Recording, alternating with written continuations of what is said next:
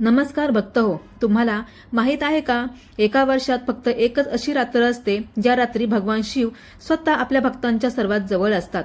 एक अशी रात्र ज्या रात्री केलेला एक मंत्र जप 1000 जपांइतका फलदायी ठरतो. एक अशी रात्र ज्या रात्री उपवास केल्याने जन्मोजन्मीची पापे नष्ट होतात. एक अशी रात्र ज्या रात्री जागरण केल्याने शिवकृपा थेट आपल्या जीवनात अवतरते. ही रात्र म्हणजे महाशिवरात्री. महाशिवरात्री ही केवळ तिथी नाही, हा केवळ एक सण नाही, ही आत्मजागृतीची रात्र आहे. ही शिवाशी एकरूप होण्याची रात्र आहे. असे म्हणतात, या दिवशी पृथ्वीवर शिवतत्व सर्वाधिक प्रमाणात सक्रिय असते. म्हणूनच या रात्री केलेली पूजा, जप, तप, व्रत, अभिषेक, जागरण यांचे फळ अनंत पटीने वाढते. पण भक्तांनो, महाशिवरात्रीचे व्रत फक्त उपवास करून पूर्ण होत नाही. त्यामागे आहे शास्त्रशुद्ध विधी, 4 प्रहरांची पूजा, विशेष अभिषेक, जागरणाचे रहस्य आणि शिवकृपा प्राप्त करण्याचे गूढ मार्ग. आजच्या या विशेष व्हिडिओमध्ये आपण जाणून घेणार आहोत महाशिवरात्री व्रत कसे करावे, संकल्प कसा करावा, उपवासाचे नियम कोणते, 4 प्रहर पूजा कशी करावी, कोणत्या पदार्थाने अभिषेक करावा, जागरण का करतात आणि व्रत पूर्ण कसे करावे. म्हणजेच महाशिवरात्री व्रत विधींची संपूर्ण शास्त्रशुद्ध आणि सविस्तर माहिती. महाशिवरात्री हा भगवान शिवाचा सर्वात पवित्र आणि शक्तिशाली दिवस मानला जातो. या दिवशी केलेले व्रत, उपवास, जप, अभिषेक आणि जागरण यांना अनंत पटीने फळ मिळते असे शिवपुराणात वर्णन केले आहे. महाशिवरात्रीचे व्रत हे शरीर, मन आणि आत्मा शुद्ध करणारे मानले जाते. म्हणूनच अनेक भक्त वर्षातून एकदा येणाऱ्या या पवित्र रात्रीची आतुरतेने वाट पाहत असतात. महाशिवरात्रीच्या आदल्या दिवसापासूनच व्रताची तयारी सुरू केली जाते. घर स्वच्छ करून पूजास्थान पवित्र केले जाते. शक्य असल्यास घरात शिवलिंगाची स्थापना केली जाते किंवा जवळच्या मंदिरात जाऊन पूजा करण्याचा संकल्प केला जातो. पूजेसाठी लागणारे साहित्य आधीच गोळा करून ठेवले जाते. गंगाजल, दूध, दही, तूप, मध, साखर, बेलपत्र, धतुरा, भांग, पांढरी फुले, चंदन, अक्षता, फळे आणि नैवेद्य यांची तयारी केली जाते. महाशिवरात्रीच्या दिवशी पहाटे लवकर उठून स्नान केले जाते. स्वच्छ, शक्यतो पांढरी किंवा पिवळी वस्त्रे परिधान केली जातात. त्यानंतर हातात पाणी, फुले आणि अक्षता घेऊन व्रताचा संकल्प केला जातो.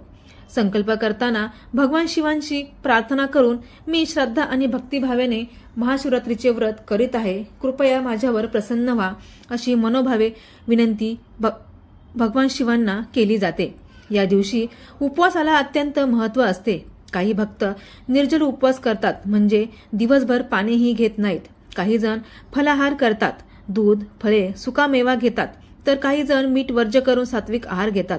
उपवासाचा उद्देश केवळ अन्नत्याग नसून इंद्रिय संयम आणि मन एकाग्र करणे हा असतो. संध्याकाळपासून महाशिवरात्रीच्या मुख्य पूजेला सुरुवात होते. या रात्रीची पूजा 4 प्रहरांत केली जाते. प्रत्येक प्रहरात शिवलिंगावर वेगवेगळ्या पदार्थांनी अभिषेक केला जातो. प्रथम प्रहरात गंगाजल आणि स्वच्छ पाण्याने जलाभिषेक केला जातो. ओम नमः शिवाय या मंत्राचा जप करत जल अर्पण केले जाते. यामुळे मन शुद्ध होते आणि पापांचा क्षय होतो असे मानले जाते. दुसऱ्या प्रहरात दूध व पंचामृताने अभिषेक केला जातो. दूध, दही, तूप, मध आणि साखर यांचे पंचामृत बनवून शिवलिंगावर स्नान घातले जाते. त्यानंतर बेलपत्र अर्पण केले जाते. बेलपत्र भगवान शिवांना अत्यंत प्रिय मानले जाते. या पूजेमुळे आरोग्य, समृद्धी आणि कौटुंबिक सुख प्राप्त होते असे सांगितले जाते.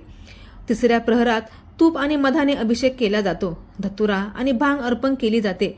यामागे समुद्र मंथनातील हलाहल विष प्राशन करून जगाचे रक्षण करणाऱ्या शिवाची स्मृती असते.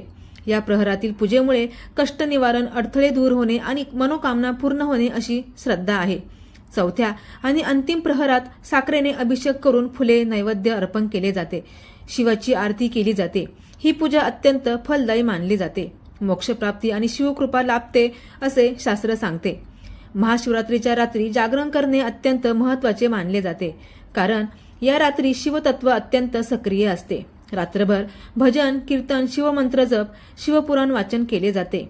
ओम नमः शिवाय या पंचाक्षरी मंत्राचा जप विशेष फलदायी मानला जातो. जागरणामुळे आध्यात्मिक उन्नती होते आणि नकारात्मक ऊर्जा नष्ट होते अशी श्रद्धा आहे. दुसऱ्या दिवशी सकाळी स्नान करून पुन्हा शिवपूजा केली जाते. त्यानंतर उपवासाचे पारण केले जाते. प्रसाद ग्रहण केला जातो. शक्य असल्यास अन्नदान, वस्त्रदान आणि दक्षिणा दिली जाते. दान केल्याने व्रत अधिक पुण्यदायी ठरते. महाशिवरात्री व्रताचे अनेक आध्यात्मिक व लौकिक लाभ सांगितले गेले आहेत. पापक्षय होतो, विवाह योग जुळतो, संतान प्राप्ती होते, आरोग्य सुधारते, आर्थिक अडचणी कमी होतात आणि शेवटी मोक्षप्राप्तीचा मार्ग सुकर होतो, अशी श्रद्धा आहे. सर्वात महत्त्वाचे म्हणजे भक्तिभावाने केलेली साधी पूजा देखील भगवान शिव स्वीकारतात. आता आपण ऐकणार आहोत की भगवान शंकर आणि माता पार्वती यांच्या दिव्य विवाहाची कथा. ही कथा केवळ विवाहाची नाही, ही कथा आहे तपश्चर्येची, भक्तीची, अढळ संकल्पाची आणि शिवशक्तीच्या परम संयोगाची. प्राचीन काळी ब्रह्मदेवाच्या मानसपुत्रांपैकी दक्ष प्रजापती हे अत्यंत सामर्थ्यशाली राजे होते. त्यांच्या कन्यांमध्ये सती ही सर्वात तेजस्वी, सर्वात पवित्र आणि शिवभक्त होती. सतीने मनोमन भगवान शंकरांना पती रूपाने स्वीकारले होते. दीर्घ तपश्चर्येनंतर सतीचा विवाह भगवान शंकराशी झाला. कैलासावर त्यांचे दैवी दाम्पत्य जीवन सुरू झाले. पण दक्षाला शिव मान्य नव्हते. त्यांना शिवांचे विरक्त रूप, भस्मधारी स्वरूप, स्मशानवास आवडत नव्हता. एकदा दक्षाने भव्य यज्ञ आयोजित केला. सर्व देवांना आमंत्रण दिले, पण शिवांना आमंत्रण दिले नाही. सतीला जेव्हा कळले तेव्हा ती व्याकुळ झाली. पतीचा अपमान सहन न होऊन ती यज्ञस्थळी गेली. तिथे दक्षाने शिवांचा अपमान केला. पतिनिंदेचा अपमान सहन न होऊन सतीने यज्ञकुंडात उडी घेत देहत्याग केला. ही बातमी कळताच भगवान शंकर क्रोधित झाले, विरक्त झाले. त्यांनी सतीचा जळालेला देह उचलला आणि तांडव सुरू केले. सृष्टीचा समतोल ढासळू लागला. देवांनी विनंती केल्यावर विष्णूंनी सुदर्शन चक्राने सतीदेहाचे तुकडे केले आणि शिवांचा क्रोध शांत झाला. शिवांनी संसार त्यागला आणि ते गहन समाधीत लीन झाले. काळ लोटला. हिमालय राज आणि राणी मेना यांच्या घरी एक दिव्य कन्या जन्माला आली. ती म्हणजे पार्वती. सतीचाच पुनर्जन्म. लहानपणापासूनच पार्वतीला शिवांविषयी अनामिक ओढ होती. ती मातीचे शिवलिंग बनवून पूजा करी, मंत्र जप करी. देवर्षी नारदांनी भविष्य सांगितले, हीच कन्या पुढे शिवांची अर्धांगिनी होईल. पार्वती मोठी होत गेली तशी तिची शिवभक्ती अधिकच वाढली. दरम्यान तारकासूर नावाच्या राक्षसाने देवांना जिंकले. त्याला वरदान होते की फक्त शिवपुत्रच त्याचा वध करू शकतो. पण शिव समाधीतच, म्हणून देव चिंतेत पडले. त्यांनी पार्वतीला शिवसेवेसाठी पाठवले. पार्वती कैलासाजवळ जाऊन सेवा करू लागली. फुले आणणे, आश्रम स्वच्छ करणे, पूजेसाठी साहित्य गोळा करणे. पण शिव समाधीतच. देवांनी कामदेवाला विनंती केली की शिवाचे तप भंग कर. कामदेवाने वसंत निर्माण केला, सुगंध पसरवला, पुष्पबाण सोडला. क्षणभर शिवांचे ध्यान ढळले, पण लगेच त्यांना भान आले. क्रोधाने त्यांनी तिसरे नेत्र उघडले व त्यांच्या क्रोधाने कामदेव भस्म झाला. रती विलाप करू लागले. देव भयभीत झाले. पार्वतीने ठरवले, तप करूनच शिवांना प्राप्त करायचे. तिने घोर तप सुरू केले. प्रथम फलाहार, नंतर पानाहार, नंतर निर्जल. हिमालयात उभे राहून ध्यान, हजारो वर्ष तप. तिच्या तपाने त्रिलोक हादरले. देवांनी शिवांना सांगितले, हीच सती आहे. शिवांनी तिची परीक्षा घ्यायचे ठरवले. ते ब्राह्मण वेशात आले. शिवांची निंदा करू लागले. पार्वती संतापली. ती म्हणाली, शिव म्हणजेच परमेश्वर. त्यांच्याशी विवाह हा माझा संकल्प आहे. शिव प्रसन्न झाले. ते दिव्य रूपात तिच्यासमोर प्रगट झाले. शिव म्हणाले, तुझ्या तपाने मी प्रसन्न आहे. तूच माझी अर्धांगिनी. देवांनी विवाह ठरवला. हिमालयात भव्य सोहळ्याची तयारी सुरू झाली. शिव बारात निघाली. पण ती विलक्षण होती. भूत, प्रेत, पिशाच योनी, गण, नाग, हिमालयराज घाबरले. मेना बेशुद्ध पडल्या. पार्वतीने शिवांना मंगल रूप धारण करण्याची विनंती केली. शिवांनी दिव्य अलंकारिक चंद्रशेखर रूप धारण केले. विवाह मंडप सजला. ब्रह्मा, पुरोहित, विष्णू, साक्षी, देव, ऋषी, गंधर्व सगळे उपस्थित होते. कन्यादान झाले. मंगलाष्टकेही झाली. अग्निप्रदक्षिणा, सप्तपदीही पार पडली. संपूर्ण सृष्टी आनंदित झाली. पुष्पवृष्टी झाली. हा विवाह म्हणजे शिव आणि शक्तीचा संयोग, पुरुष आणि प्रकृतीचे ऐक्य, सृष्टी संतुलनाचा प्रारंभ आहे. भक्तांनो, भक्ती असेल तर शिव मिळतात. तप असेल तर नियती बदलते. श्रद्धा असेल तर देव प्रगट होतात.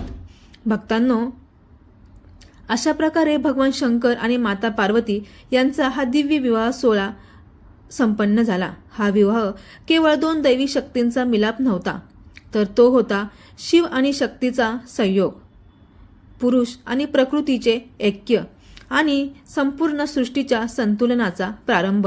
जिथे शिव आहेत तिथे शक्तीही आहे आणि जिथे शक्ती आहे तिथे सृजनही आहे.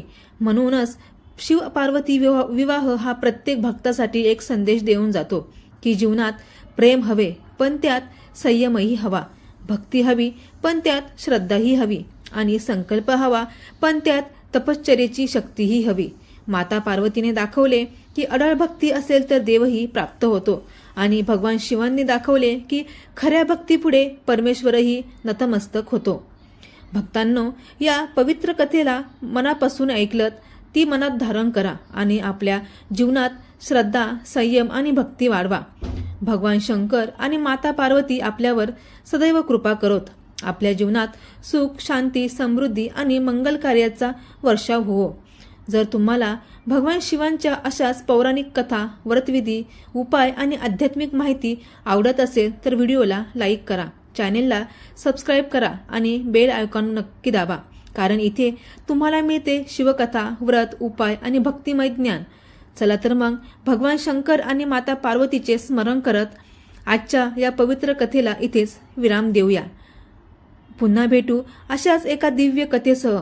तोपर्यंत हर हर महादेव. ओम नमः शिवाय.